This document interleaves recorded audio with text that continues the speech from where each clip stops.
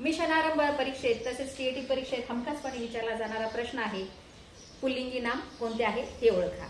बघा इथे प्रश्न दिला आहे, पुढील पैकी निश्चितपणे पुल्लिंगी नाम कोणते। तर यात पर्याय दिलेले आहेत, दारे, दुसरा पर्याय आहे दोरे, तिसरा पर्याय आहे दोरी, चौथा पर्याय आहे दान। सहजपणे आपण काय करतो की तो ती हे सर्व नाम लावून पुल्लिंगी नाम ओळखत असतो। तसेच स्त्रीलिंगी नाम कोणतं आहे, नपुंसकलिंगी नाम कोणतं हे ओळखत असतो। तर या ठिकाणी आपण बघा दारे हे पर्याय आहे, तर दारे ते दारे यावरून आपण नपुंसकलिंग आहे असं समजू शकतो। पुढचा पर्याय आहे दोरे, ते दोरे, याच्यावरून पण आपण नपुंसकलिंगी नाम आहे असं म्हणू शकतो। दोरी, ती दोरी स्त्रीलिंगी नाम, आणि चौथा आहे दान, ते दान। तर बघा या ठिकाणी जे नाम दिलेलं असतं त्याचं मूळ रूप घ्यायचं असतं।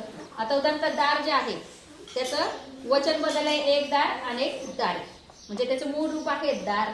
तर दार हे शब्द आहे नपुंसकलिंगी आहे।